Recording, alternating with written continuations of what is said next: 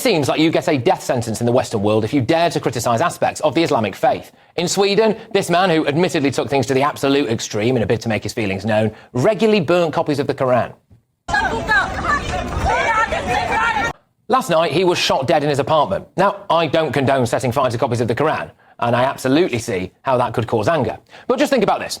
If somebody set fire to a copy of the Bible or the Torah, would they be shot dead in their own home? I suspect not. Yeah, so there's a very easy explanation to this phenomena. And the explanation is that you guys just don't care about you guys' religion. And that's why it's a lot less likely to find people get so angry to the point where they resort to extremism. And if someone did actually value their books to the point that they did truly believe that that is the word of God, then you'd find more bad apples, considering the fact that it's going to cause a lot of chaos and anger. However, this is not me condoning it. I'm just showing the reason why you're not going to find this in the West. However, if you were to go into like Romania or other regions that actually practice Christianity and actually do believe that the Bible is the word of God and inspired, you will get that sort of reaction. You would find people that take the law into their own hands and act as vigilantes. Now, in Islam, it's clearly stipulated that no one can implement the had, meaning the capital punishments, outside of the jurisprudential process happening, as well as there being an Islamic state governing this. So even if I wasn't an Islamic state, I'm not allowed to implement the capital punishment myself. It goes through a judicial process where it is assessed and then the punishment would follow through. But as I said, the reason why it's not the same is because so many Christians are not really Christians and so many Jews are not really Jews. All of them are secular, basically believing that burning the Bible is as good as burning any other religious text. When you're digging that deep, are just as questionable about as what you're questioning. You know, so people say to me, do you believe in God? And I think, okay, there's a couple of mysteries in that question. What do you mean do? What do you mean you? What do you mean believe? And what do you mean God? The Bible is as good as burning any other religious text. That it doesn't really matter which religion you follow, as long as you get happiness yourself. So they just see religion as a tool and as a pragmatic thing rather than an objective truth. And because of that, the value and importance of the religion to the individual will be completely undermined, and you won't get as many people really caring about it too much. In France, teacher Samuel Paty was falsely accused of showing obscene pictures of the Prophet Muhammad to school children. That was a lie. A girl who wasn't even in his class at the time made it up. He was beheaded in the street by an Islamist. Before that, we had Charlie Hebdo, didn't we? They ran a cartoon of the Prophet Muhammad on their front cover. Then this happened.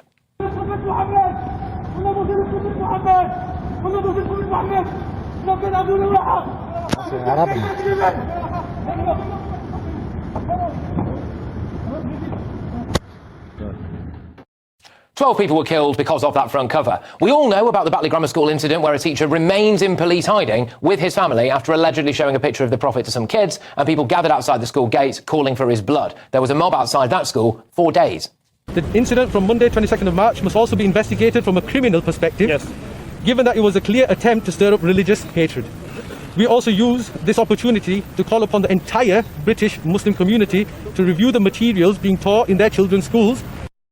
Now, I do wonder if a teacher had said something that Jewish or Christian students found offensive, or made a joke about one of the Hindu gods, whether they'd have received death threats and been forced into hiding for the rest of their lives. As I said before, if there was this emphasis on really preserving the tradition and religion of certain people, then they would have the same sort of reaction where you would have these sort of bad apples and you would have people sending death threats. Heck, even those who are of the LGBT community will have a greater response and potentially would give death threats to individuals because they value their identity so much and they identify it with so much. And for that to be undermined and for someone to challenge their identity politics, you'll find extremists sending death threats. However, it's not analogous to the Bible or Christianity or whatever, because now we have atheists who are more dedicated and more passionate about their own sexuality or their own nationality rather than their religion. And this is the product of secularism. You now have ideologies that aren't really religions, however, are treated as as sacred as someone's religion. And then there was the autistic child who accidentally scuffed a copy of the Quran at school. He also received death threats, and his mum had to go to the local Islamic centre and beg for forgiveness. I've had to call the police. He has received death threats. He has received threats that he will be beaten up if he goes back to school. He's absolutely petrified. But I don't want anybody to be prosecuted. Yet again, I'll ask, if a copy of the Bible had been scuffed, would we have seen the parents of a hypothetical Muslim child forced into a church to beg for their child's life? I doubt it. Obviously, the very essence of this act contradicts Islam. We see from the Prophet's example that there was a case where the companions and the Prophet, upon whom be peace, were in the mosque, and someone was literally urinating in the masjid. And when the people went to grab that person, the Prophet, upon whom be peace, said, "Stop, stop, don't interrupt him, leave him alone." They then left him alone, and when he finished urinating, the Prophet, upon whom be peace, called him and said to him, "These mosques are not the places meant for urine and filth, but are only for the remembrance of Allah, prayer and the recitation of the Quran." So the Prophet, upon whom be peace, in the case where someone is literally urinating in a mosque, ensures that the person is not harmed and is informed about his action, showing that the Prophet gives this person the benefit of the doubt that he doesn't have knowledge about this issue. Obviously, with this child, he has no idea about what he's doing. So the prophetic Islamic tradition on what to do in response is to treat him with mercy and to try and ensure that this doesn't happen again. It isn't to send him death threats. And as I said before, in every group of people that really value a particular type of thing, whatever ideology or religion it might be, you're going to find fanatics, you're going to find extremists. It's not just in Islam. With these other ideologies, such as burning a symbol for feminism or burning a symbol for LGBT, you're going to get certain nut jobs because they really value these certain ideologies. You're going to find certain people sending death threats to these individuals. Why? Because they value these things so much. You're sparking this sort of response from some nut jobs on the internet. It does appear to be a potential death sentence if you do something, even accidentally, that offends certain elements of the Muslim community. I wonder whether that's why this is allowed.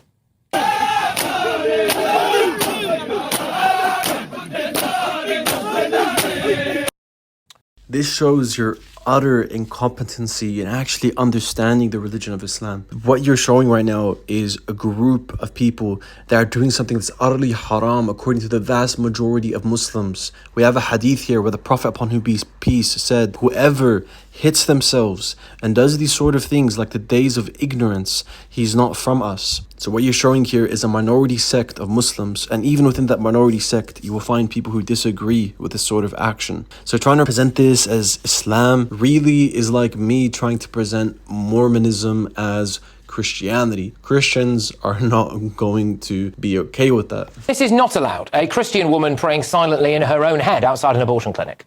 That's what is you standing to be part of the protest? No. I'm not protesting. Are you praying? I might be praying in my head. So I'll ask you once more, will you voluntarily come with us now to the police station for me to ask you some questions about today and other days where there are allegations that you've broken public space in particular? If I've got a choice, then no. It seems like that abortion clinic had an exclusion zone, which is a designated area where certain activities like protesting is not allowed.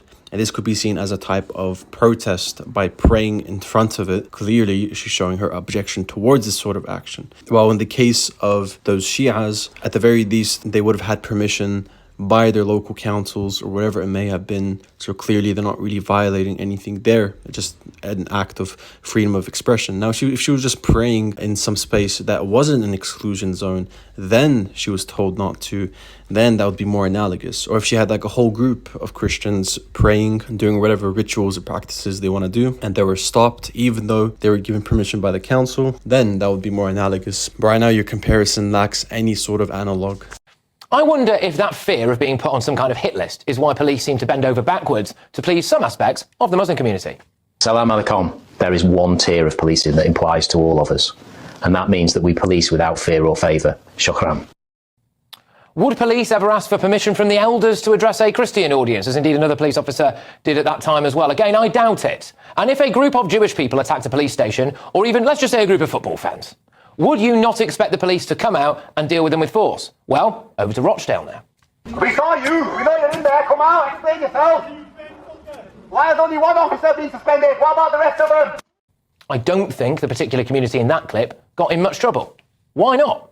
Oh, come on. Stop with the disingenuous nature of your news reporting. Now, we see obviously the reason why these people were outside. It had nothing to do with them being Muslim. It had to do with them standing up for police brutality at the time. There was an estimated 200 people gathered outside the station with them shouting, "GMP, shame on you." Why is that the case? It's because a police officer has still not been suspended despite kicking and stamping on a man's head following an arrest.